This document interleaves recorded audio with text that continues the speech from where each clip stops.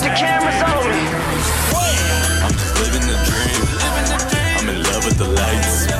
This is not just a game. This here is my life. Put the cameras on me, yeah, yeah. Put the cameras on me, yeah, yeah. Put the cameras on me, yeah, yeah. Put the cameras on me, yeah, yeah. I'm coming close, no stick shift. Ladies and gentlemen, live from Los Angeles, California, it is the Brothers Miller, and we are back for the second time in 2018. This is the OZone. I'm your host, Omar Miller. I'm here with my brother, Terry, also known as the Icons with a Z. If you ever want to pick a social media fight, find him there. Because I'm there for ya. How you feel? I feel like I'm ready to talk it up. Man, you LA'd out. You banging LA hard. Homie. What's happening? Dodger hat, Rams, semi-jersey, sweater vest. Ram time. Ram time. Where you need blessed us with this. This is beautiful. Good looking Rams. You had a good season. If only you'd have given Todd Gurley the ball. Would still be playing. We could still be playing. I've lost the studio. All right, I'm back. So we got a lot to cover. We've been away for a little bit. Sorry, folks. I have been busy. We've been working. We're working in the lab. We got a lot of content to push out to you people. And the podcast has not been at the top of the list, but it will be henceforth now and forevermore. You have my word. We got a lot to cover. There's a very big fight taking place tomorrow night. Earl Spence, the young gunner, Earl Spence is ready. And he's facing Lamont Peterson. That big dummy. I don't want to call him a big dummy. It's just a funny joke, folks. If you grew up in an African-American home and indulged in the fruits of Sanford and Son, then you know what we're talking about. You know about Lamont. You big dummy Lamont. It's about a junk man who lives with his son and badgers his life and ruins his self-esteem by calling him a big dummy all the time. In modern times, you could never call someone a big dummy all day. But in 1975, it was fantastic. It was a great child rearing. You catch your case down, man. They take your kids. Try to bring the kids down. So we got Earl Spence looking to put hands on Lamont Peterson. Peterson is looking to make a comeback because he actually used to be a really good fighter. He looked good. He looks good now. Yeah, he looks really good. Yeah, I think this is going to be a competitive fight. I think so too. But Earl Spence it's strap season, and he's young and hungry. And actually, he put Danny Garcia and Keith Thurman on blast for ducking him. And we'll get to that. Good. We got NFL playoff football happening. How about them Jags? Last year, Trucker Dave said that it was Blake Bortles' year, and he was a year too early. And it's very interesting to see that the final four quarterbacks, 3 of the 4 are not people that you would expect to be there. That's true story. Yeah, we got Major League Baseball. The hot stove finally heated up. The San Francisco Giants are trying to make some action happen to make the National League West competitive, even more so than it was. They picked up some big sticks. Andrew McCutchen. Man, and Longo. It's Compton and Long Beach up there now. They just need to get some pitching. But I want to start off with a downer a little bit, and it is this gymnastics coach that we reported on when the story first broke. This terrible, terrible person, Larry Nassar, I do believe his name is. Yeah, Nassar. However you said it, Larry Loser, who molested hundreds of girls. This is ridiculous. 100, what is it, like 125 or 128 that we know of? Then that's that we know of. Can you imagine? Can you imagine how many are just don't even want to come out and you know what I mean, have tried to put it behind them? This guy's got nerve, people have killed themselves. Yeah, and everything else that goes along with the whole thing of this predatory nature, him just deceiving and taking advantage of these young girls. It's just very, very unfortunate because those families trust this guy with their daughter, which is a prized possession, and then this guy goes and takes advantage of the situation like that.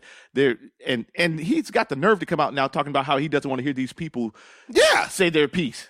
Are you kidding me? Talking about it hurts his mental state.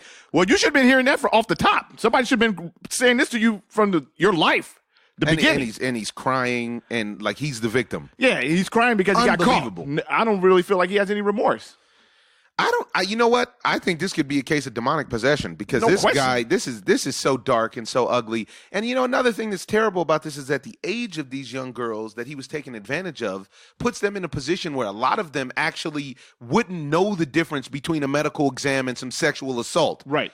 And so they're in a spot where the girls are thinking, oh, okay, well, he's saying this is for this or this is because of. But it's uncomfortable. But this is what they told me I needed to do. And my dad left me with him. Especially when your parents drop you off with this guy, then you leave them in the care of the other two people who are legends in the world of gymnastics, and now he smeared their name.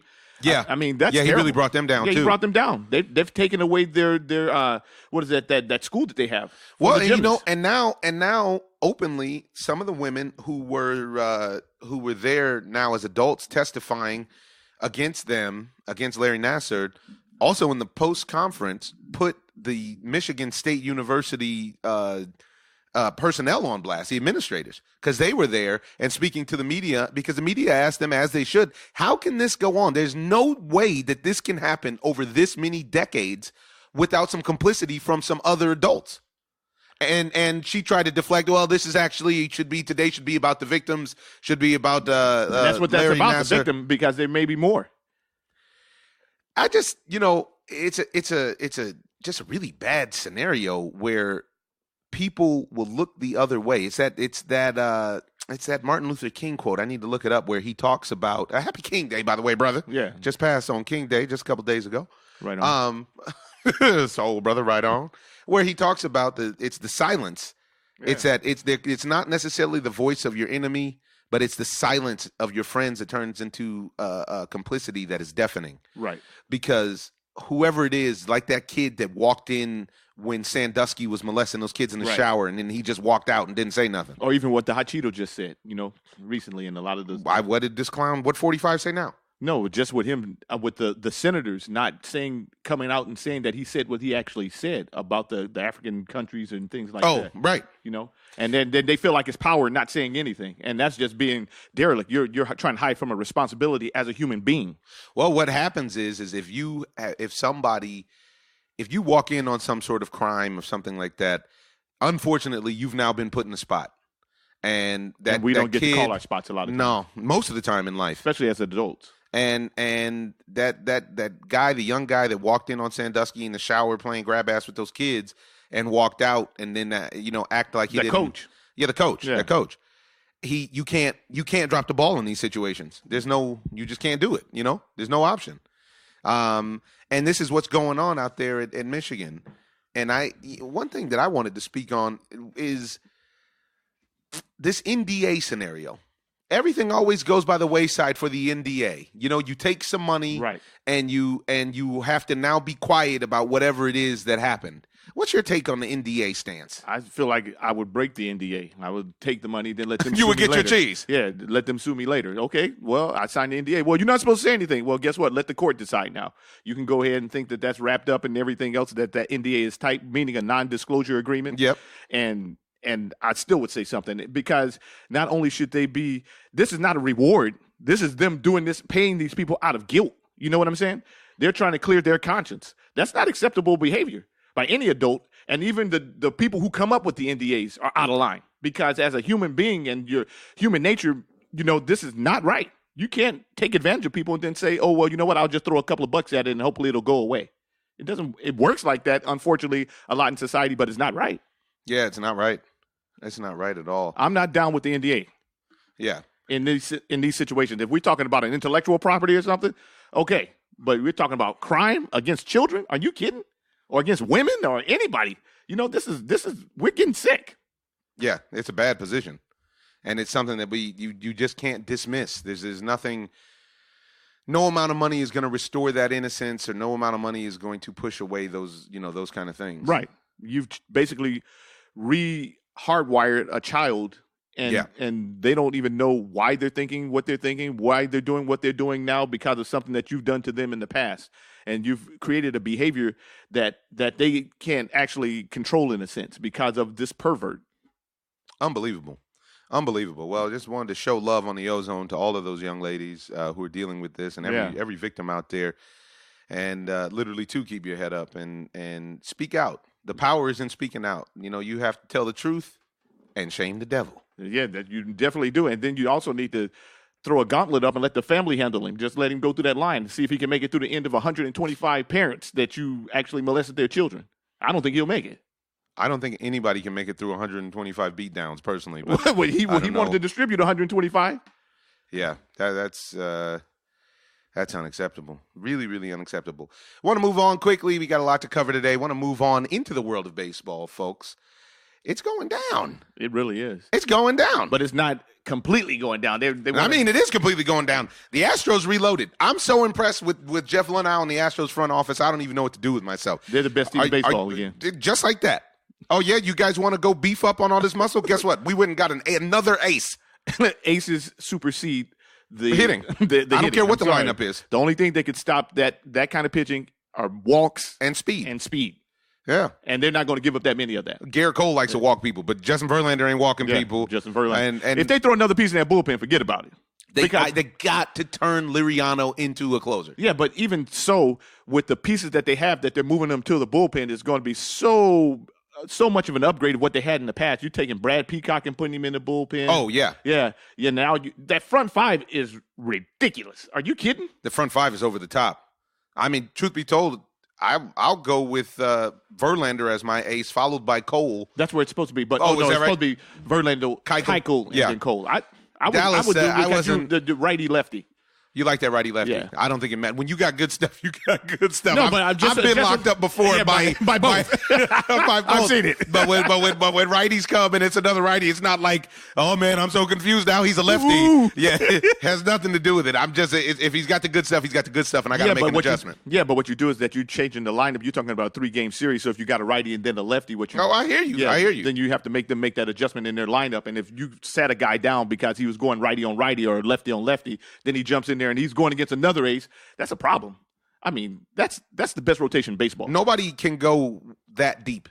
Nobody can go with three aces or anything like that. It's just not possible. And Lance McCullers is turning into an ace. And Charlie Morton looked like he was legit. The ace.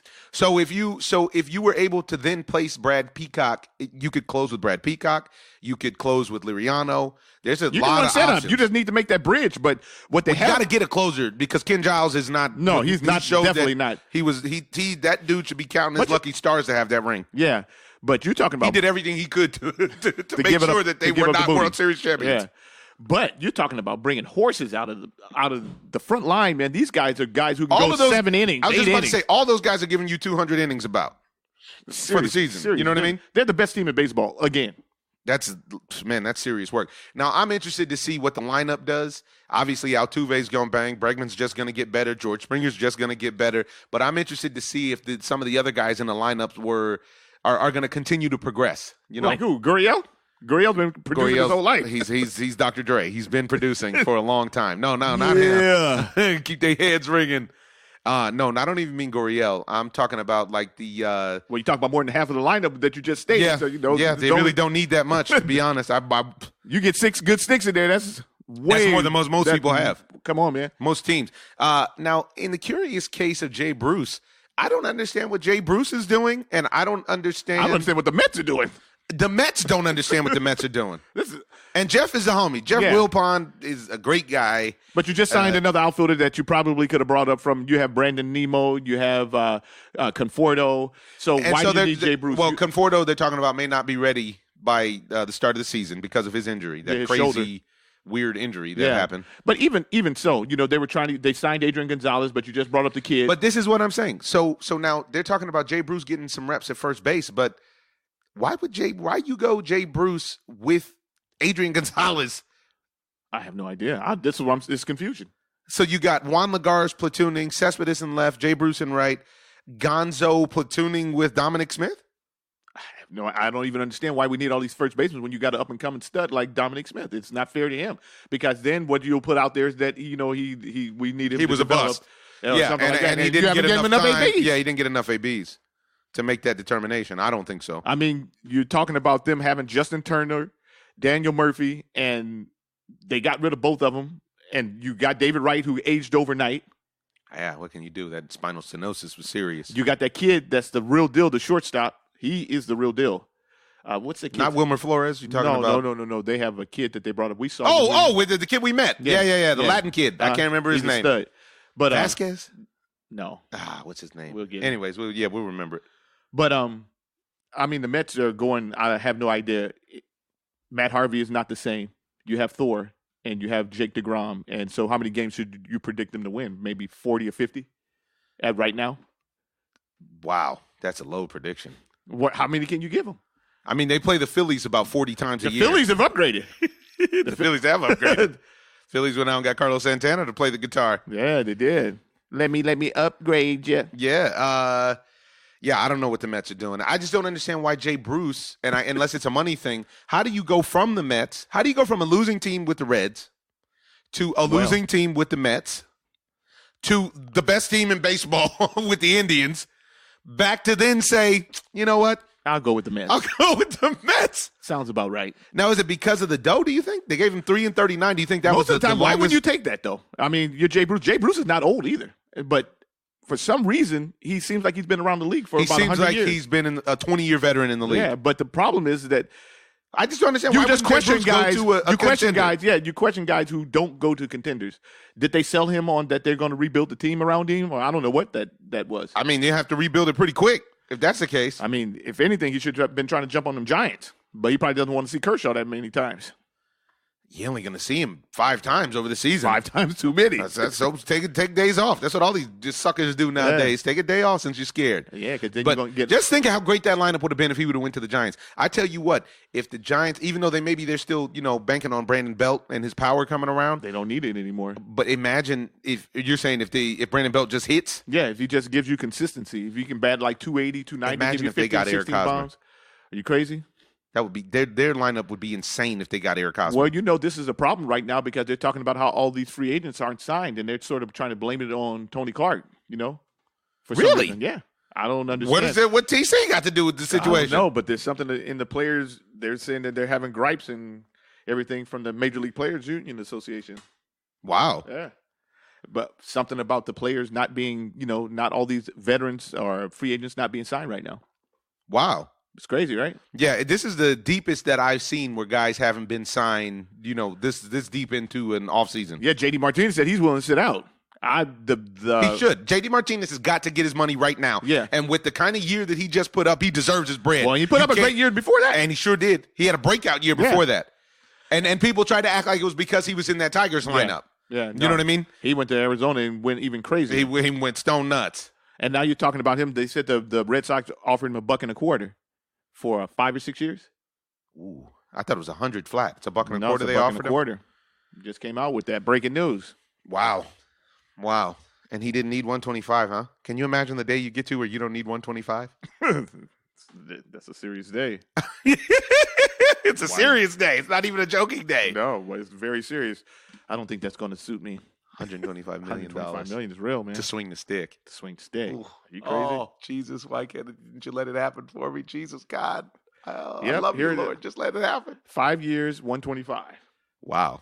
I mean, I don't get it. What's wrong with 25 per?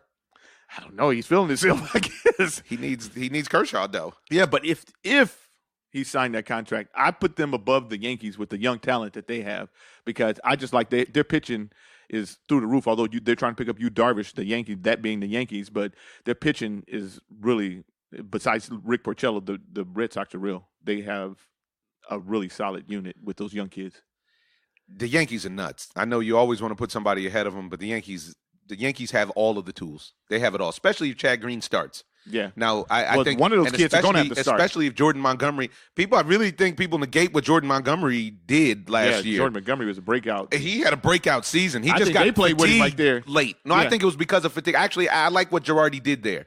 And really, the person on the spot more than anybody is Aaron Boone because, in my opinion, you feel like he might just feel like that he can just put a lineup together and send it out there. And it's not that, that we all know that that's not how the chemistry works in Major League Baseball. He knows that. He was in Major League Baseball, right. He's a veteran.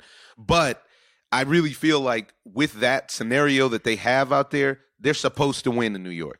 And if Severino gives you Severino, when guys start to dominate like the way that Lou Severino dominated, they don't just disappear. Right. Like that dominance, it carries over. That 97 you throw. And with that hard slide piece. It works. It works. The reason why I don't try to put the Yankees down, I just don't feel. I feel like everybody gives them. They got a great bullpen. Yeah, they treat every year like as if the Yankees win the World Series, and they do. Everybody acts like that. Yeah, and you're talking about having Benintendi. If you can throw JD Martinez in there, you got that kid that they just brought up that's playing first and third. You have Devers? Yeah, you have Xander Bogart. I mean, and who needs a bounce back season? You got Mookie Betts. You got Mookie Betts. You just need somebody who puts the ball out of the park all the time, no matter. And that's JD Martinez. And that's JD Martinez. And Benintendi is not that far from getting there. And then you're talking about him being able to line off that wall and getting the gaps. And he's a big time hitter. I think Benintendi gives you 25 bombs. I don't think Benintendi gives you. Yeah, but you need a guy. You need a 4.5 tool player, and you need a guy who's giving you close to 40 bombs, if not more. And JD Martinez is that guy. And Mookie Betts ain't that far behind him either. But I need a guy that's giving me that. Not that, Mookie Betts this year didn't get you there, and Mookie Betts is a monster. I'm not taking anything away from Mookie Betts. Right. And honestly, they got the best outfield in baseball because nothing is dropping out there. Right. Them boys run it down. You got center fielders in every position. They all can go get it. They all got a hose. Yeah. So and then you sneak in Pedroia, and then you got a solid unit, man. It's a solid unit. That Yankee unit on paper is a lot more solid. I don't agree because you're talking about Severino, but then you come back with Chris Sale. Ace. I mean, come on, man. Ace. And people try to any given day the best in baseball. Yeah. I mean, so they have, and David Price during the regular season is very effective. Right. So right. I think that they're and it seemed like he got his confidence back in that series against the Astros. He really did. I was happy for him for that because a couple times we've met David Price. He's been a cool dude. Yeah, he is a really good guy. And then Drew Pomeranz, people act like Drew Pomeranz was devastating last year. And he's always been devastating when he got a chance to start. So, they can match you. I can't go as far as say he's devastating. He was effective. Let's pull up some numbers. Pull up the numbers. See what the numbers say. In the meanwhile, I'm going to go out to the Best Coast, talk about these Gigantes, because picking up Kutch, I believe Kutch is due for a bounce back season. I don't know what it is that went wrong with Andrew McCutchen. It seemed like there was something maybe happening in his personal life or something, but I think he's going to greatly benefit from a change of scenery. And that change of scenery is going to have him sandwiched in between Evan Longoria, Buster Posey, and Brandon Belt. And I think that's going to go a long way. That lineup is going to finally start being able to produce some runs.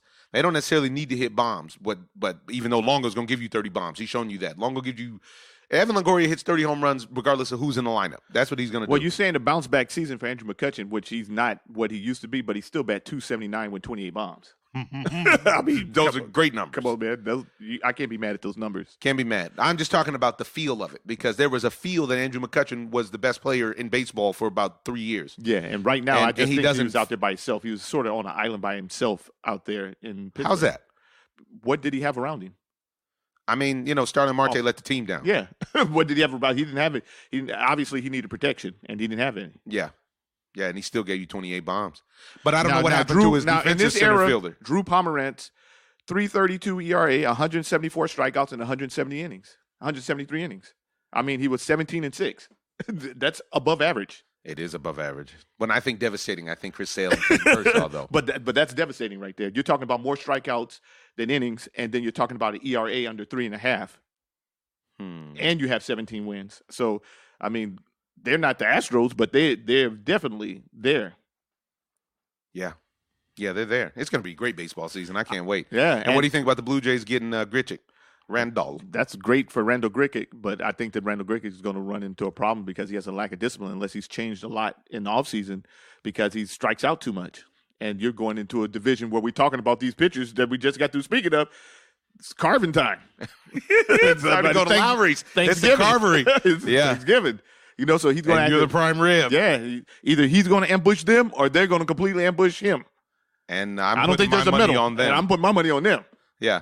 You know what? He'll have great games against the Orioles. Wasn't he drafted in front of Mike Trout? I think so. Yeah. Yeah. He's Came up and hit that bomb off of Clayton Kershaw. Yeah. Remember, he made his presence felt. Yeah, he's a stud. I mean, I like his confidence. I also like something I saw on Twitter the other day with Chipper Jones. What did Larry say? The Chipper Jones, somebody was having an argument about hitting, and then with Chipper Jones? No, just I think alone. And then Chipper was monitoring the conversation. It was a kid, and they were like, and the kid had a video up, and he's like, "Man, why can't I get my swing on a level plane?" Somebody said something about it's not about a level plane. Look at Chipper; he had an uppercut swing.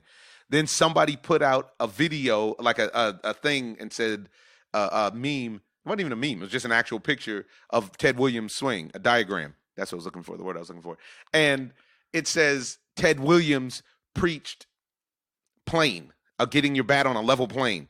And Ted Williams was way better than Chipper Jones. And Chipper Jones chimed into the conversation and said, totally unnecessary. He got his feelings hurt. He got caught in the moment. He said totally unnecessary to make your point.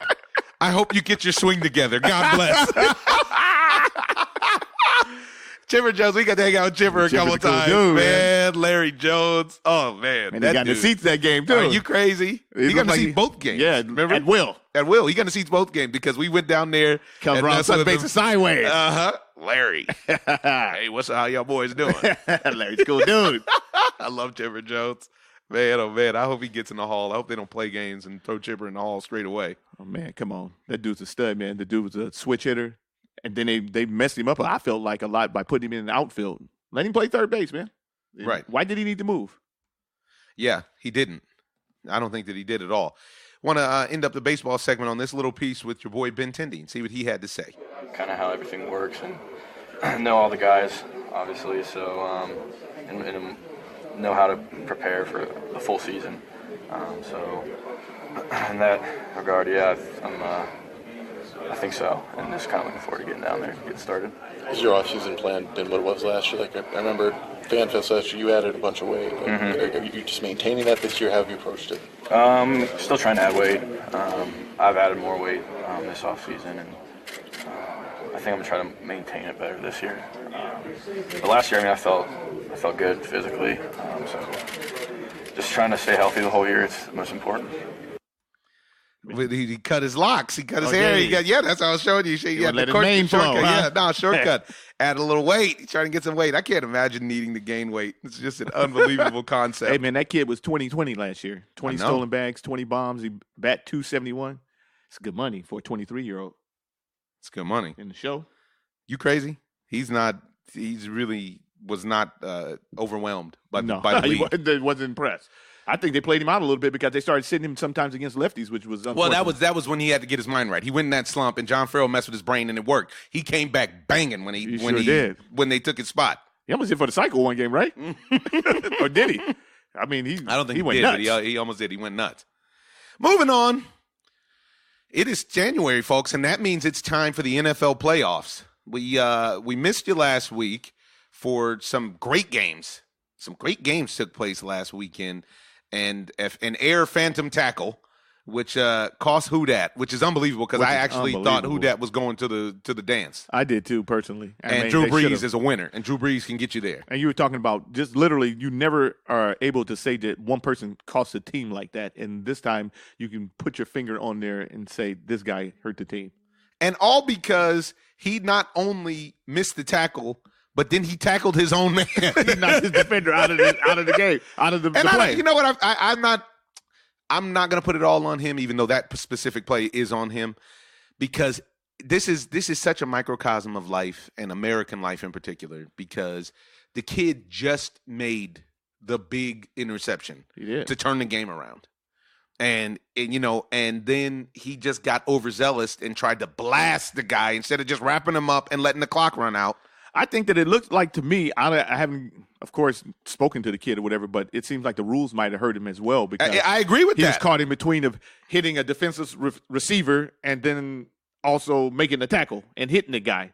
And it's his job to stop this guy. So in the moment, it looks like he might have got caught up in the moment as a rookie. But if he would have thought it through, anticipated more, so he would have known that he needed to wrap him up and just let the clock die. They couldn't have got a team on the field in less than 9 seconds. No way. No way. And if they do even if they did, beat me with a 50-yard field goal. Don't beat me with that miracle. House. Yeah. And I honestly, everybody's talking about it, but I take Nick Foles over Minnesota for the simple fact is that Minnesota doesn't play outside. They play in a cold weather city. Yeah, exactly. State. Yeah. But they don't play in the cold. And now they're going to have to go out to Philadelphia and play. And the Saints really showed that they can, that they showed some holes in their game. And when it comes to the running game, I'll take their running backs, meaning I'll take the Eagles, the Philadelphia Eagles running game over Minnesota's. Wow. Yeah, because you're talking about McKinnon and Latavius Murray over blunt force trauma and Jay Ajayi. That's a serious running game. And I this do game, like the Vikings D though. yeah, and I like Philadelphia's D. Philadelphia's D is pretty good too. Yeah. And when you talk about And they got a winner over there, Yeah. Chris Long. That guy, he's a champ, and he knows how to lead Yeah. the defense. Yeah. I mean, and one of the things that I think that not a lot of people are bringing up is about Jeff Fisher. He's had 3 quarterbacks Speak on it. in the playoffs 3, yeah, And that he couldn't make that any he noise couldn't make with. any noise with. He hasn't been able to go to the playoffs or anything with these guys. And somebody said, well, I heard someone say to the point that, well, you know what? He's got 2 players that's playing in a championship game, but he had 3 quarterbacks in there, and he couldn't even make it to the playoffs with these 3 guys. That means that he's maybe a good scout. That doesn't mean that he's a good coach. He was a terrible coach, and he hurt the Rams. And you know how much Jeff Fisher cares? Not at all. He does not care because Jeff Fisher is out somewhere counting his $45 million extension. Man, how long did it take you to count that? He's still counting from when he got the extension last year. I think he's still only in about $3 million. Are they ones? You might want to grab some at the strip club. I don't know. But that's a really good point. Case Keenum, Jared Goff, Nick Foles. and Nick Foles. Mm-hmm. Or Jeff Fisher would probably say, actually, the reason they're there is because of me. Yeah. It's because I put them through the paces early and developed them into the kind of players that they are today. He can't say that about Jared Goff. He wouldn't even let him look at the field. Man, Goff's coming into his own. He looked great. We were at the Rams game, and he looked great. He looked above average. Looked above average. Let's hear what our caller has to say about the situation. Hey, fellas. Trucker Dave, live from the States of United. He's out there, ladies and gentlemen, in this tough weather. He's living La Vida Loca. He's our football correspondent, Trucker Dave. How you feeling? Your team is coming up on a big game this weekend. What do you think about the rumors? Is Tom Brady hurt? I think it's kind of overblown with the Tom Brady rumors. I think he's going to be just fine. I think he's just fine with the rumors. It almost feels like a little subterfuge, a little mind play, a little mind freak going on from New England. But I heard a rumor from some inside sources that said his hand is actually broken. And they're going to have to do the boogaloo and stab up his hand with, all of the magic football potions to get him on the field. At which point, everybody's talking about the decision to trade Garoppolo. I know, I saw that too, but, I heard it was actually his thumb. So Yeah, yes. But I know one thing, he's going to be ready to play. Yeah, believe that. But everybody believes in the legend of Tom Brady. If it happens this time, I think, truth be told, for the Patriots, I really feel like the Patriots Super Bowl comes on Sunday. I feel like the Patriots have a better chance of getting beat this Sunday than they do in 2 weeks. I do too, but you know what? If they have to play Minnesota with Minnesota's defense and Minnesota. Yeah. Oh, that's going to be real tough. But I think the Patriots are going to have an advantage at the running back position because what they can do out of the backfield is going to be – it should be spectacular. You're getting Burkhead back from an injury. Chris Hogan is going to be out there. So it's going to be some wrinkles, man. I'm looking for a good game. And Jacksonville is a warm-weather team going up there to play in Foxborough. Yeah, but they just wouldn't play in Pittsburgh. I hear you. Well, and the temperature be 45, though. Oh, I'm taking Jacksonville. yeah, I am too, actually. And I Whether think that Tom Brady's hand is hurt or not. not. I agree because myself, if Blake Bortles can just not blow the game, the defense can actually beat them. I don't even think it comes down to Blake Bortles. I think it comes down to coaching. And, of course, Bill Belichick is better than their coach. But the thing of it is that all you need to do is run the ball. Commit to the run, period. Whether you get 10,000 yards or 100 yards, just commit to the run.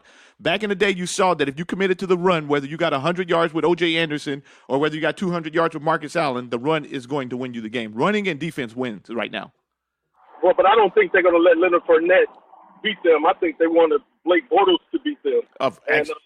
I agree. And that's going to be a big factor, especially if you get Alan Branch back on the defensive line.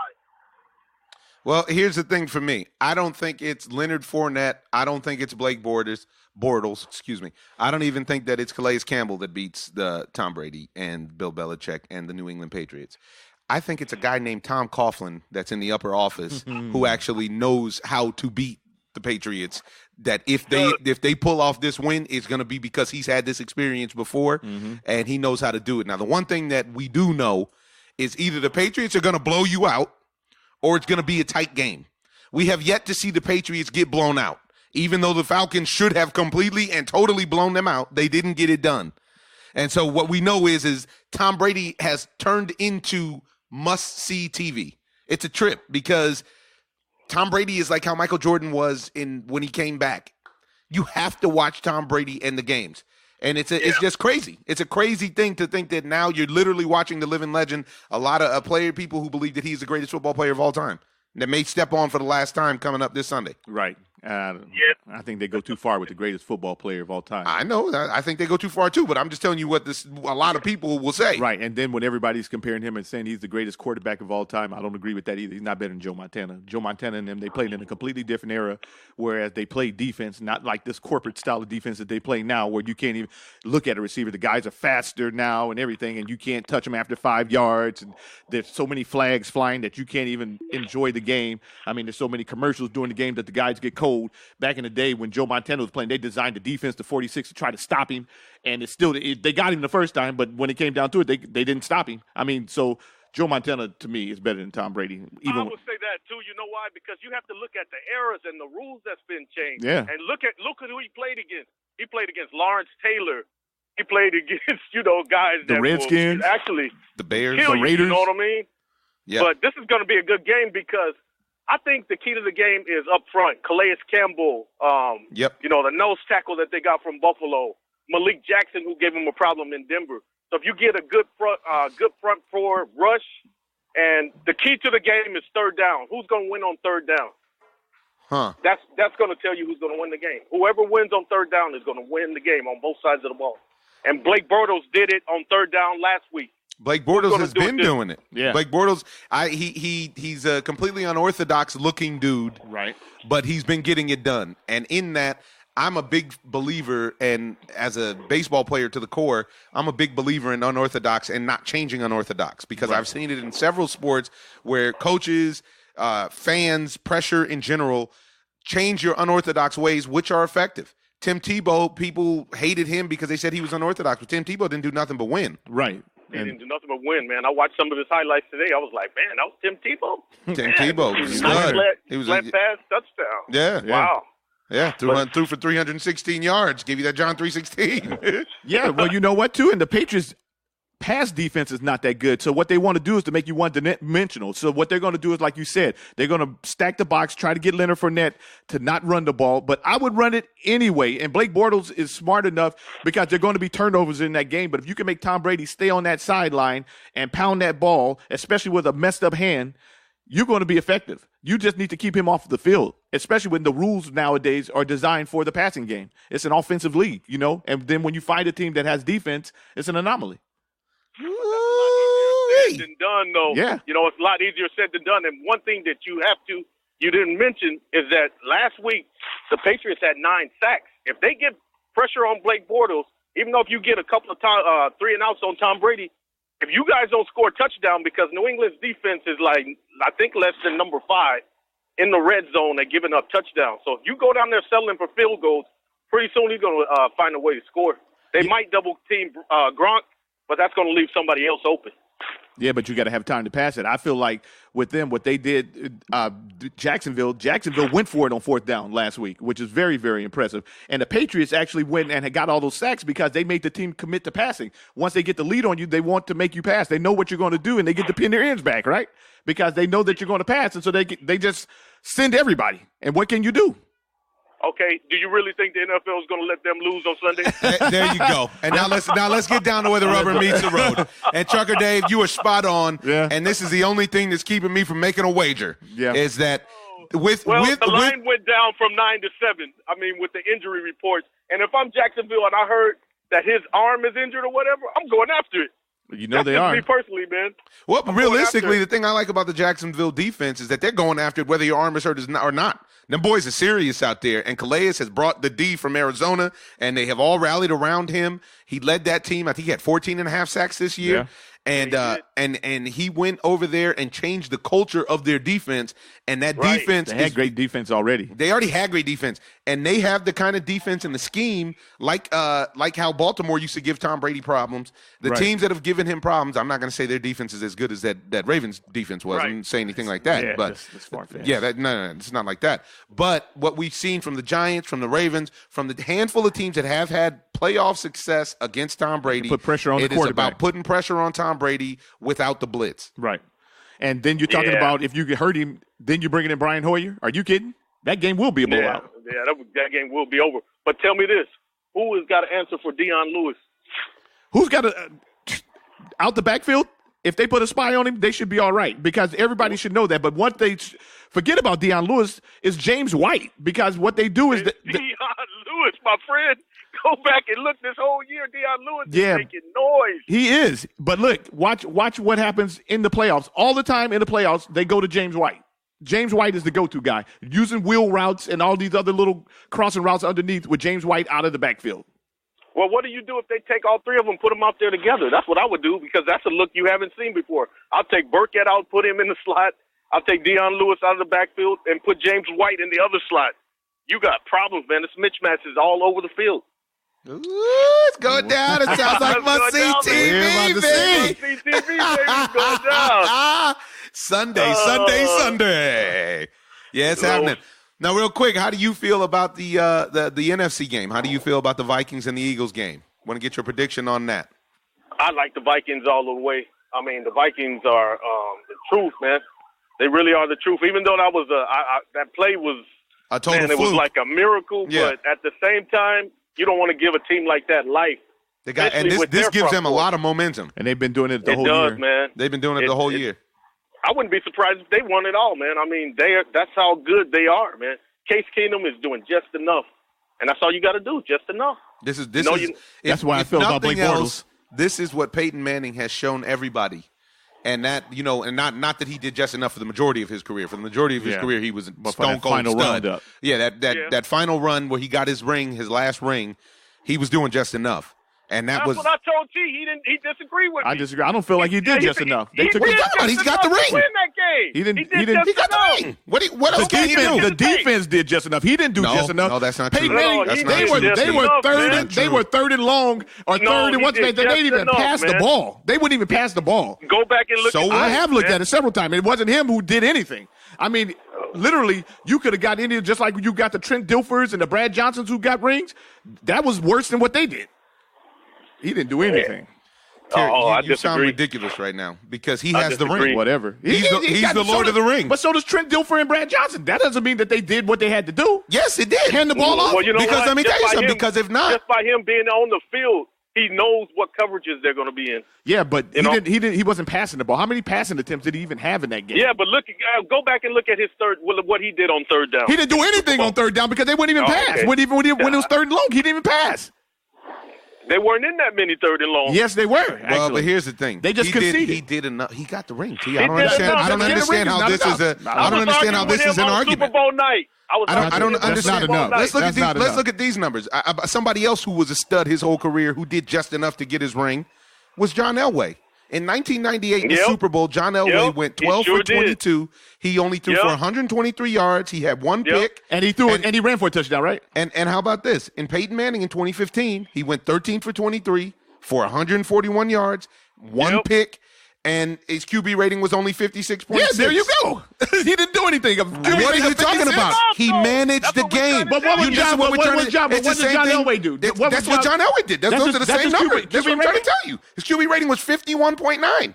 And guess what? And they both He had relied on their Terrell- defense. Well, he relied on Davis, but you couldn't stop Terrell Davis in the pitch. Couldn't. But the point is that it's a team game. It's not a one guy game. But he didn't do Exactly. enough. He didn't. It wasn't him that won So that what game is- for him. How can what you he's not hear doing, yourself? Blake I Bortles would never come agree. Sunday, if Blake Bortles throws for 150 yards and Leonard Fournette runs for 200 yards on the Patriots, and as long as Blake Bortles doesn't do anything catastrophic to blow the game, you know what he did? He did enough. Okay, that's what you He say. just I don't did agree. enough to win 45-42.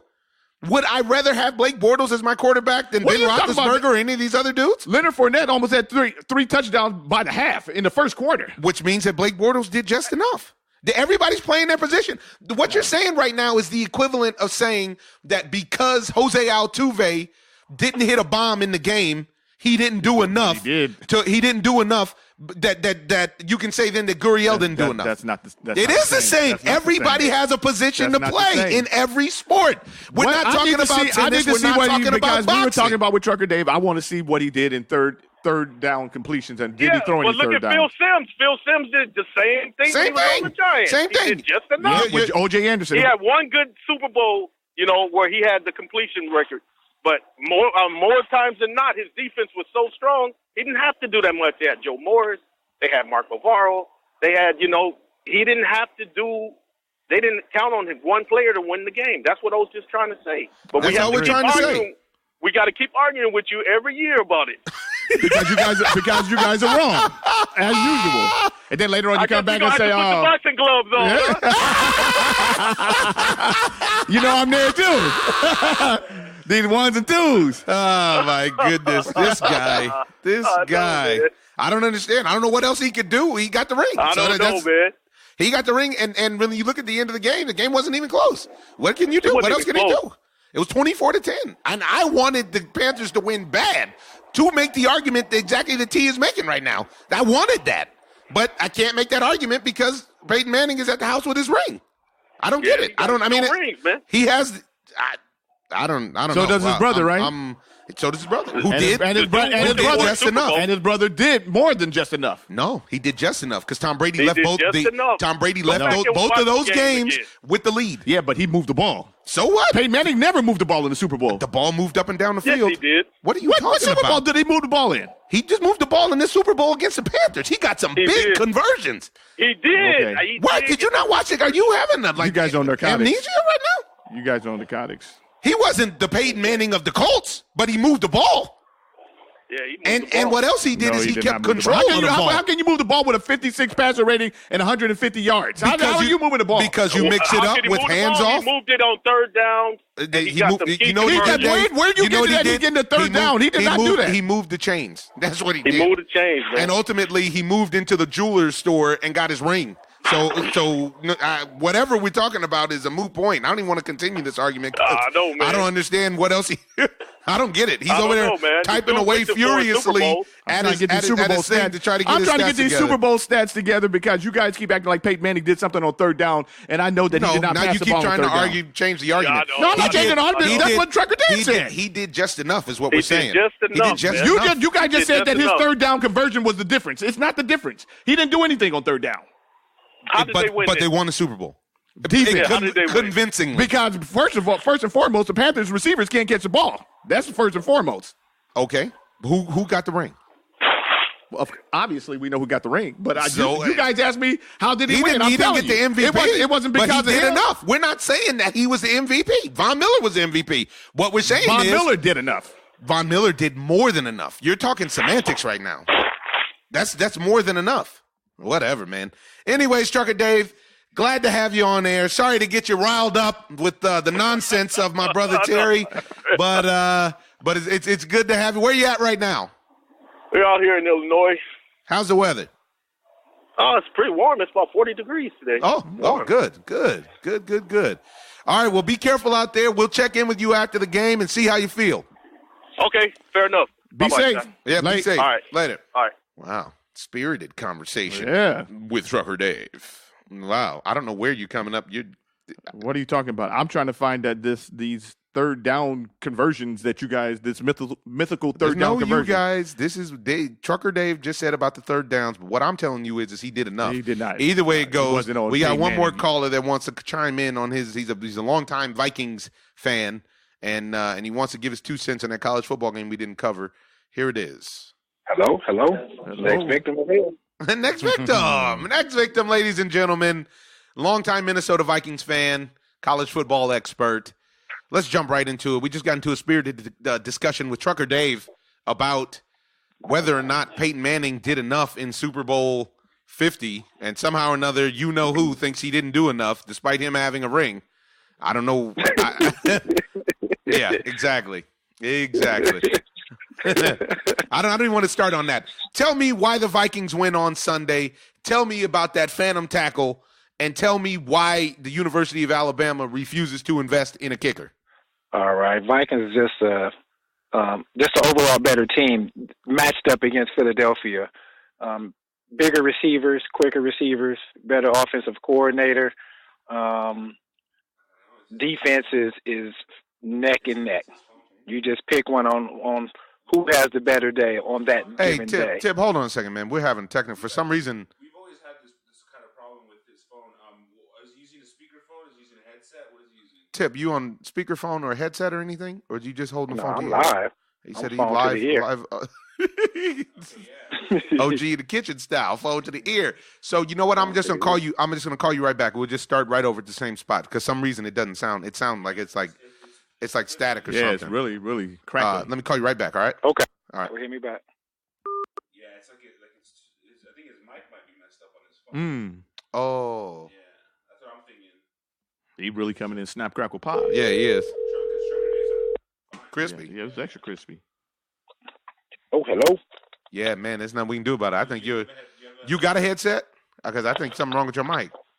Hold on. Let me. I'm in the car, so let me turn the car on. Oh yeah, maybe Bluetooth will make it. And you know what? Sometimes when you do the Bluetooth, it's clear than when you're coming out of the job.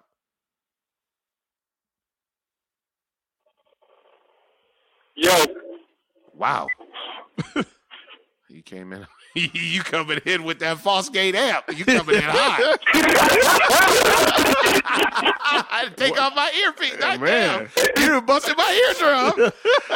With the weak speakers, you got some 6x9. So hey, so just go back. Just hold on a second. Just keep talking. Ernie, try to level him out. See if it'll work. Go ahead, Tip. Yo, Vikings. There's nothing we can do? That's all right. It just sounds like a phone call, so it is what it is. But, yeah, just go back. Go back phone to the ear, please. I'm sorry. All right, let me see. And then I'll count you back in. Phone to the ear. Oh, yeah, there you go. You crispy right there. I don't know what happened. All right, so next victim, you got a rant, because I'm looking for one right now. Tell me what happened in that miracle game with the Minnesota Vikings that who that should have won. Tell me why the Vikings will beat the Eagles, and tell me why the hell Nick Saban won't blue chip some kicker as he does with the rest of these families. Yo, the Vikings with the Hail Mary or whatever you want to call it. I've been hearing the Lucky Pass, the Miracle, Minnesota Miracle. Hey, it's a football play on both sides. Okay. So it's plain and simple. Stephon Diggs, made a big catch.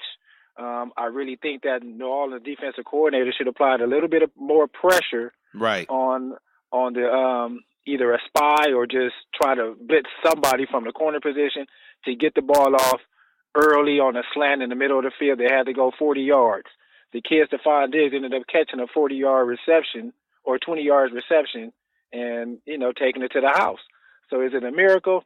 No. It's a play that was made by the quarterback, a play that was made by the receiver, and a play that was missed by the defense. The kid put his head down. He may have got there too early. Maybe he was overthinking and overanalyzing the play in that split second, in them 10 seconds. So he didn't want to hit the receiver too early to cause the penalty, which would have been, pass interference and put them in field goal range anyway. So it's a bunch of elements that, that took place. But, hey, hail to the Vikings. They got the W. They pulled off the win. If it was Tom Brady, would have been called the Patriot Immaculate Reception or anything. That's a good point. Does it have to That's be a good point. The Minnesota Miracle? It's plays that was made. We will win over Philadelphia. I think the spread is like 3.5, which is crazy, crazy close.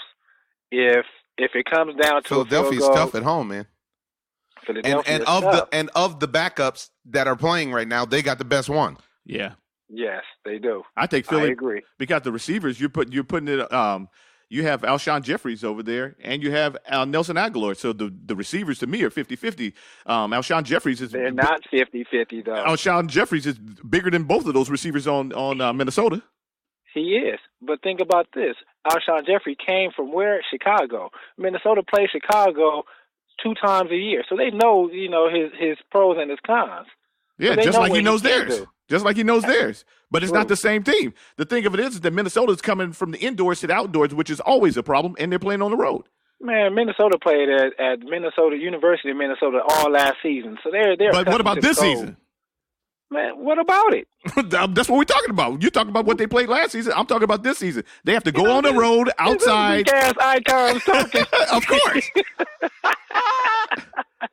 Yeah. So don't act like that they just have such a big advantage, because they don't. They do have an and advantage. The quarterbacks are the same. The quarterbacks are the same. They played in Green Bay. The Vikings have played in Green Bay. Mm-hmm. They've played in Chicago. So what are you talking about? But they don't play outside normally. They half their games are in and half the games are out. And half the Philadelphia games is on the West Coast this year. They played at the Home Depot. Philadelphia is playing at home in the cold, and it's going to make a difference. So you have two cold weather teams. But we can't call them cold weather because they play indoors. That's like me playing in the house and then you playing outside. You say, hey, it's the same thing. It's not the same thing. I'm playing. Did Philadelphia go to Lambeau, where it's the coldest? They're not that far from it, and it wasn't the coldest this time. Man. This dude. So you going with Philadelphia? I'm going with Philly. Okay, just because you're going with Minnesota. Okay, Andy Reid. Go. I'm not going with Andy Reid. Right back home with them Chiefs too. I'm Jags this year. Okay. Well, I'm viked up. I'm viked up. And I'm rolling you're on with that Viking then. He's on that Viking then. Haven't you heard the drugs are bad for you? Huh? Get this guy over here. I knew he was on something. Yeah, absolutely. Who do you like on the other side? Who do you like with the Patriots and the Jags? I like the Jags, man. You know, I was with Stephen A. this morning. His ESPN little thing going on. And I really believe that Tom Brady I think his right hand is seriously injured. You know, they're talking about he's going to the press conference with gloves. He's not answering the questions.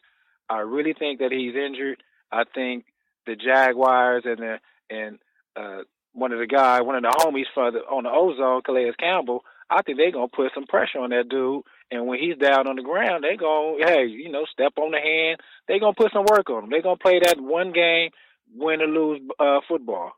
So it's going to be real grimy. And I think with the Jags, their defense is just going to apply just way too much pressure to the receivers. And the only way that New England would win is if they go with the deflate gate and the footballs is half the size tomorrow, so Brady can throw like it's a Nerf. Yeah, I think that Tom Brady and them are always going to be real, but the Jags actually have what it takes to win. What the thing is that they have to do is to commit to the run.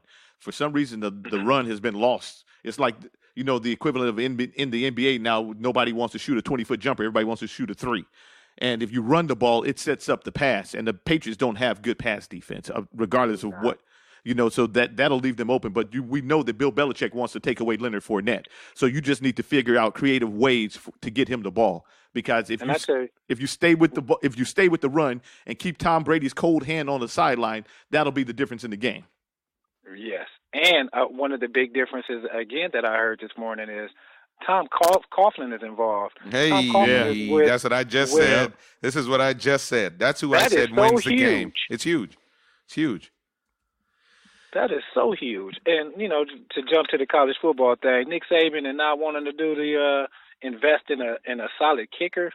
Hey, man, he needs to go to the intramural soccer field and find him an intramural person, male or female, that can kick 60 that yarders. Can kick. Wait, what did it? I mean, they almost blew that game. They almost blew that game against Georgia behind not being able to kick. Yeah, and they've blown so many games, national championships or college SEC championship games because not having a guaranteed kicker, and they need to go ahead and invest one. A partial scholarship, something, alumni scholarship. Right, man. I just don't understand why you spend all that money. He's getting all that money as a coach. You spend all that money recruiting kids. They're blue chipping kids. You got a guy whose family moved from Hawaii, even though he gave all praises due to JC. So I got love for him there. But his whole family moved from Hawaii to support him down there. He came out in the second half and balled. And you can't invest in a kicker every single year? You have the same problem? What's going on? Right. Every single year. You think you don't need a kicker.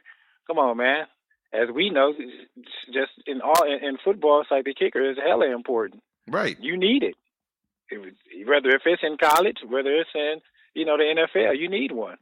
Because when it gets down to the big games, it comes down to a lot of times the kicker. So get them in the game, coach. All right. Well, last thing I want to ask you about, Victim, is who do you got this weekend with Spence versus Peterson out at the Barclays? I got to go with Spence. Got to. Yeah, scrap season. He looks serious. He's up and coming. Yeah. I think this is a good test for him. It's a great test for him. Let me tell you, I think that Kell Brook was a great test for him. Yeah, Kell Brook just hadn't healed. I would like to have seen that fight go all the way through. Kell Brook gave him all he could handle. Yeah, but I'm just saying that Kell Brook's skull was still fractured. All right, but I'm saying he gave him all he could handle. Kell Brook was a gave good it, but fight. I feel like Lamont Peterson has we can use that as somewhat of an excuse, but for Lamont Peterson coming in like he is right now, there is no gray area for him. So he's bringing, except for age, Lamont Peterson's been through a lot of wars. I don't know. He's a KG veteran. Yeah, he is a KG vet, and that's what you need on your resume. You do. I don't think he's got the thump that Kell Brook had. Mm-hmm. But Lamont Peterson, one thing, he's somebody that Victim and I have watched before many times. Back when he was fighting out of DC with Amir Khan and all those other fights. And he's somebody that is determined. That's what I like about Lamont Peterson. Yeah. He doesn't quit. Yeah, he's not. There's no quit in him. If you're gonna beat me, you're gonna beat me. He doesn't really beat himself. That's what I like about him. Not gonna give you the Rigondeaux. No way. He's gonna box. Peterson is going. He does both. He boxes. He brawls. He's a constant professional. Yeah. So for Earl Spence and this fight, it's almost one of those. If Peterson wins, he's back on the map and back as a great contender. But with losing, it's like okay, it's just a good matchup for Spence. Right. You know what I mean? But I wouldn't want to fight. I wouldn't want to go against Peterson. So for Earl Spence to go ahead and fight, to get this fight, this is the most impressive thing about confidence. This is the most impressive thing about Earl Spence to me is that he's not dodging anybody. He'll fight anybody. He's been trying to get Keith Thurman out there. He's been trying to get Thurman. He's been trying to get Danny Garcia. Anybody who has a belt, he's like Gennady. Yeah. He wants his belts. Yeah, and he wants all of them. And honestly, I don't think any of these dudes want to see Earl Spence. Why would they? What he showed me against Kell Brook is he also can take a punch because he not only found that, himself he's in the got deep. heart. Yeah. I was just about to say he found himself in the deep water against Kell Brook. He did. He sure did. And he had the heart to step up and get the job done. Yes, because and it was across the water too. And it was across. This is what I'm saying. He's willing to go wherever to do whatever. Matter of fact, let's listen to what Earl Spence had to say at the press conference. Errol, you've talked about wiping out the welterweight division. Does that mean fighting actively, like 3 times a year? What does that mean to you when you talk about wiping out the division and being more active? Well, that means staying active. I haven't been active as recently, due to waiting. I had to wait for my title defense and things like that. And then, I had a lot of guys, not answering the call. A lot of guys, Al's didn't call these guys saying they're not, reporters mention my name. They try to make an excuse, this and that. Okay, I have a belt now. I went over there and got the belt. So what's the excuse now? And I'm still calling it. I have a belt and I'm still calling these dudes out. Danny Garcia, Keith Thurman, all these guys. He wouldn't be sitting here if Keith Thurman or Danny Garcia or Sean Porter said they'll take the fight. I shouldn't be a world champion having to call these dudes out. And Lamont Peterson answered the call like a real fighter and like a real soldier should do. So what do you see in 2018 for you? In a perfect world, what do you see for Errol Spence in 2018? Well, in the perfect world, I'd be unifying with Keith Thurman or something like that. Or, I want to fight 3 times a year. I'm going to stay active. I'm not going to wait on, I'm not going to wait on anybody or, something you don't get back is time. You don't get time back. So I'm not going to wait around and be waiting on fighters to get ready and, they need to have tune-up fights or they want to fight me in 2020 and things like that. I'm not going to wait at all. I tell you, man, this kid wants to be great. And that's how you do it. You go out there and fight everybody, not this politically correct boxing. Yeah, you can't just like be Gennady great wants to do, but without fighting. Exactly, and the problem is with these guys who want to fight and who are good fighters, nobody wants to fight them. Therein lies the problem. And also the punishment that you have to take to be great. Let's just be honest about this. In fighting, no matter if it's UFC, boxing, any combat sport, the punishment that you have to take to be great, most guys aren't willing to take, especially since the model has now been laid out for guys like Floyd, who can fight once a year, maybe twice a year, make it an event, and make a boatload of money if they can put the characters and this and the other. Yeah. Which has nothing to do with boxing greatness. No. It has to do with getting paid, which I also understand. But that has nothing to do with being one of the greatest of all time. But then the boxing purists get ripped off, and then these guys run around town talking about they're the greatest fighter ever, and they haven't really put anybody on their resume. This kid right here is looking to put people on his resume, and he's willing to put his belts on the line to say, hey, if you can take my belt, then get it. I'll give you the opportunity. Exactly. But there's no reason for a guy like Keith Thurman and everybody else talking about, well, you got to earn it and all this kind of stuff. I've earned it. I'm the champ. You know what? I'm going to put it on the promoters, too, though, because the promoters are 100%. these fights. And then, then you got these other guys that's talking about the UFC, where the UFC is on every night and top contenders is fighting, twice a month, it seems like. So it's like these dudes is, I really think that Earl Spence will put hands on one time. I think, and that'd be a great fight. And that would be a great fight. Because I love one time. Yeah, he's a great fighter. I love one time. He gets hit too much. One time, and you can't get hit a lot by this kid, Earl Spence. Earl Spence, to me, is more of a complete boxer. Earl, one time is still trying to prove that he can box and he can brawl. Earl Spence is both. He's able to do that, in my opinion. Now, I would like to see Earl Spence go against the kid in Nebraska. Bud Crawford? Crawford. I don't think Crawford's moving up to 147, and I think he's gonna be in for a rude awakening once he gets there, because there's a lot of guys that actually are on the level.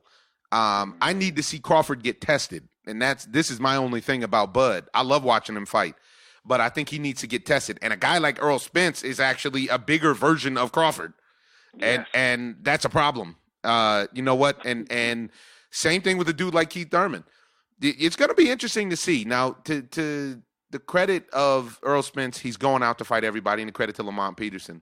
I'm interested to see what these other guys are going to do. And honestly, ring rust is going to play a factor when he finally gets his hands on all these guys that don't fight enough. Yeah. Right. Well, they're going to fight, even if it's not ring rust. You're fighting against a lower caliber fighter, which never is going to. No. I'm talking about then when you do fight Keith Thurman, when you do fight Danny Garcia. These guys. I don't think that Keith Thurman has fought in a year. Yeah, Keith Thurman was hurt time. Yeah, he was hurt, but I don't know if he's been hurt for 9 months. Yeah, it was a serious injury. I know it was a serious injury. He got hurt pretty bad. So even we give him credit for that. I understand what you're saying, but I'm saying that even when you fight a fight, if you're not taking fights and then you take a fight against a lesser caliber fighter, when you step in there against a good fighter, right, you can't perform. That's like playing from major leagues to AA. You go down there and hit 400 home runs. So it's they have to fight good talent. It's not a way to get around it, to hold your belt. But now these guys are holding the belts hostage. And well, everybody's too scared to lose that zero on their record. Right. That mythical zero has become way more important than what it actually is. Yeah. Because being undefeated is just you haven't fought the right guy yet. I love the tournament style. I've heard some rumors. Let's talk about this because this is a split headlining card because Robert Easter Jr. is fighting Javier Fortuna on that card as well. I like Robert Easter on that because he's got a big height advantage and a reach advantage, and he's a good fighter. But they're talking about, I heard some rumors about if Gennady handles Canelo in May, that they're talking about like the final super mega fight of both of these guys' careers being Gennady and Andre Ward. Yeah, they've been talking about that for a little while too, and I wonder if that happens. I mean, Andre Ward seems to me to be happy to be retired. Like, he doesn't come off to me like a fighter who's like, oh, I got to get back in. But there's a few fighters that said that he's going to come out of retirement and fight. And obviously, if they throw enough money around, he probably would come out. It's tough. How would you say no? Yeah, but how would you say? I mean, he's a fighter and he likes to fight. Andre Ward likes to fight, and so does Gennady likes to fight. So I think that if it was a one-hitter quitter, Gennady would beat him because it seems like Andre Ward needs to figure it out. and you would be coming off of that ring rust that you would not need to have when you fight a Gennady. Ooh, that's a good point. Over But a Andre year and a Ward half. Yeah. I think it depends on where they fight, because if they end up Really, you fighting, think the location has something to do with it? no, I don't where they think fight that has at anything to do with it. both of y'all I think- can both of y'all be quiet for a second? Where they fight weight wise. Oh. Both of y'all Okay, you slow said, where they dudes fight, sitting like, there on the phone talking to y'all. Got rainy day fog in your head or something. Where they fight weight wise, not where they fight geographically. He's not going to go fight in Kazakhstan. I think if they fight, Gennady's fighting at 160 now. Andre Ward was the pound for pound king at 168, and then he moved up to 175 and was the pound for pound king. And you factor in the fact that he hasn't fought, that would be over a year and a half that he hadn't fought. Coming back, trying to cut weight. The bigger weight favors the bigger guy in this situation, because as much as I love Gennady, I still say Andre Ward is a better overall fighter. He's a better boxer. Like but if they're fighting, depending on what fight weight that they fight at, I'm very interested to see what happens. I feel like Gennady is one of the most complete fighters that we've seen in the last decade, at least. I mean, I agree, and I feel that way about Andre Ward. I don't feel like that I with feel Andre. that way about Andre Ward. Andre Ward too, doesn't but have I the think knockout drops with him, and he doesn't have the knockout, and it takes Andre Ward 4 or 5 rounds to figure Exactly. out. Yep. And And I it might think be with too late. Gennady comes in, okay, you're going to have to fight my fight with Gennady. Yeah, he can punish you. He imposes his will. But- and then but you're talking Andre about Ward him is- fighting a guy like Danny Jacobs previously, which is going to help him out because Danny Jacobs was about 220 pounds when he fought him. Yeah. Danny Jacobs had a refrigerator on his back. I don't know. I hear what both of you guys are saying, but I would take Gennady. So most of the time I'm always going, because he's a complete. I just really have a problem with people not giving him the credit for being I've been watching boxing forever, and he's a great champion, and people don't give him the credit because he could have stayed back there and fought with guys like Marvin Hagler, and that's hard for me to say, but he's a guy that actually could have probably stayed in there back in the day and fought with guys like Marvin Hagler. There's not a lot of the guys out there that you can say that about. Earl Spence looks like he might end up being that type of guy. I think so too. But most of the time, these guys don't enjoy fighting enough, and these guys don't enjoy, and this is all a piece of being great. Floyd can say that he's great, but you cherry pick fights and you didn't ever put yourself to the test. You need to be battle tested. I mean, these guys don't battle. You love railing on Floyd because he ripped the sport off. He hurts the sport. Yeah, but he's done. Leave him alone. Yeah, but it's over. No, it's not over because he's still dabbling in there. Now they're trying to bring back a little McGregor number 2. Man, leave the league. He just raised the bar as far as getting paid, and that's what he did. And truth be what told, he didn't hurt the sport. He hurt the sport. Well, because he hurt the sport. I will say he did hurt the sport, but he raised the bar on getting paid as well. I just think that the reason that I never go full bore against him, as much as I don't care for his last 10 years of his work. You didn't care about his work. The last 10 years, I didn't care for the last 10 years of his work, more or less. What I will say is, when he was Pretty Boy Floyd, he was the best fighter in the world. Yeah, he was a good fighter. He wasn't the best in the world. At that point, he was one of. He was top 5. He was really, really good, and he cleaned out from 130 to 140 with anybody that was there. He cleaned them out, and those guys were good. He walked through Arturo Gatti and Ward. He lost to Castillo. He lost to Jose Luis Castillo the first one. He won the second one. Yeah. Some guys that's all they have as a character. Then also in the world, just like with pitching and hitting, somebody has your number. It just depends on who. What day? It depends on what day. It depends on what the matchup is. And the thing is that from 130 to 140. Nobody had Floyd Mayweather's number. I don't care what anybody says. And I saw some absurd conversation, what if people were talking about how they would think Lomachenko would have gave it to Floyd Mayweather at 130, 135. I was like, y'all lost your complete and total mind. It would have been a competitive fight. I don't think at that way nobody would knock nobody out, but it would. Hey, man, but at least they would have fought. Floyd Mayweather used to knock people out back then, and he was very Lomachenko fast. is not the type of guy that look like that's going to get knocked out. Extremely fast. He was. Lomachenko's crazy fast, and you see that Manny Pacquiao and Lomachenko. Manny Pacquiao I trying to get Lomachenko. I saw that. And I don't think Lomachenko want to go that route. At all. And I see people that's actually how I ran into that conversation with people online, because they were talking about the hypothetical of Lomachenko versus Manny Pacquiao, and everybody was like, "Oh, Pac's too old now. Lomachenko, give it to him." That's what everybody keeps thinking, and then he keeps on walking through people. Lomachenko fights at 135, maybe.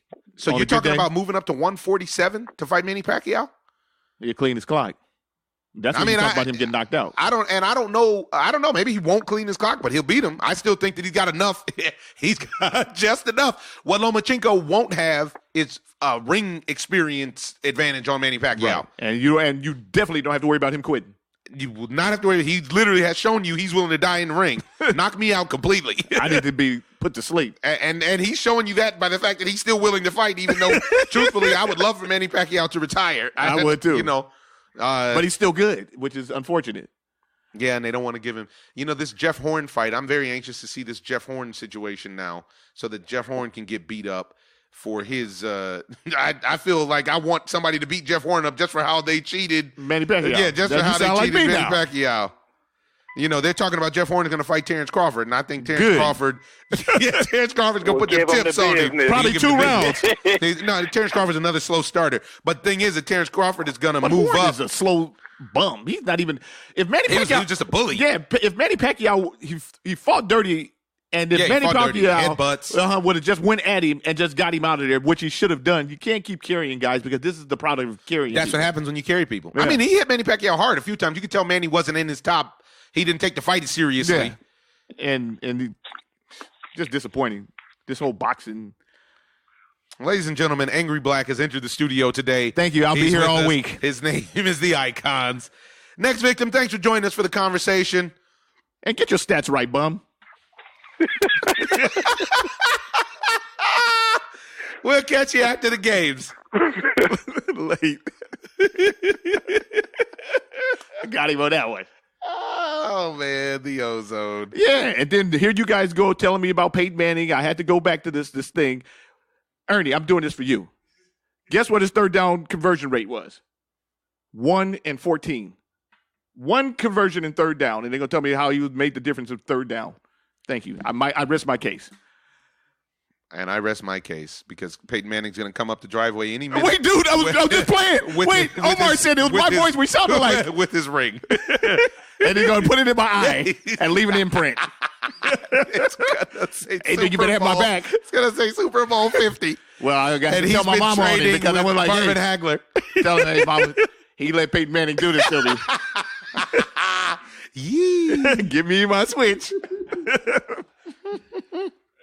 Yeah. Australian Open action going down right now. Some good matches going on. Rafael Nadal looks like the best player in the world. Again, right. He is the number one, and he looks like number one. Like your boy Kyrgios made it to the next level, right? Kyrgios seems like he's serious. He beat up on Joe Wilfred Tsonga, which I think is a good. He always plays well at home, though. He's in Australia, and he always plays well at home. He has home field advantage, basically the home court advantage, simply because of the weather. Because they're talking about how all those guys out there are struggling. Like there's 104 degrees out there. It's cooking. They and said I read something. Monfils? Monfils. Yeah, but he said that the weather, he felt like he was having a stroke. He felt like he had a mini stroke. It's just, Gaël, qu'est-ce qui se passe, Gaël? You know, he gonna get you. You know that. C'est mon pote. J'adore Gaël, but I don't know if he's. I agree with him this time, because they're saying that a lot of the players are having problems with. It's hot. I read. Bethany talked about it and said that she heard that the on-court temperature was 142 at one point. Yeah, they said that once it gets up to 104 like that, they have the right to suspend if it goes over suspend that, play to suspend play. And they didn't. Because it was right at 40. So everybody got that work. Wow. That's a tough one, but this is turning out to be a good tournament. Grigor Dimitrov is stepping into his own. You always have to watch out for Roger Federer, who I still think has not dropped a set. I actually really like Sasha Zverev, the young kid that we met, great guy, and I think he's coming into his own. I think this is his year to break out. Really, because when I look at him, the thing that I really feel like he needs to bulk up a little bit. in weather like that they're playing in now. I don't think that I don't think bulk ever helps you in tennis. I think that the lighter you are, I think you're A-okay. The only time you run into a problem is when you start going 5-setters back to back. And I think that kid, as young as he is, I don't know how old he is. I think he's in early 20s or something like that. He's okay. It's not like a Benintendi situation where he's got to play for 9 months. Yeah, 6 months. Being a thin person, I know how the heat affects you because the heat really wears you down. It melts you literally, and on the court with that type of heat, it'll take away your stamina. Yeah, he got an IV. The kid's a professional athlete. I think he'll be all right. He's but when you look at it, to your point, guys like Roger Federer and Nadal are thicker, if you will. Yeah, they're stout. Yeah, they're stout, if you will. They're still lean, but very, very strong build. On the women's side, a lot of upsets so far, but on the women's side, things are still moving along. Don't want to give too much coverage because we're still in the early rounds. By the time we get on next week, I think it'll be a little bit more clear who the major players are. But everybody's going to have to deal with that heat. Everybody's going to have to deal with SoCal heat in Australia. So it is what it is. Your girl Ostapenko got upset. And what about Muguruza? Yeah, is that how you say her name? I did believe it is Muguruza. But we'll cover that next week. Yeah, well, nice edition of the OZone, ladies and gentlemen. Want to leave you. We're a couple days removed from Martin Luther King Jr. Day, but King Day is always a special time. And want to leave you with a quote from the good doctor. And it is, life's most persistent and urgent question is, what are you doing for others? Ladies and gentlemen, this is the OZone. We're going to be watching a lot of sports this weekend, and then we'll report back to you early next week. You got my word on it. Talk to you soon. OZone. I'm just living the dream. I'm in love with the lights.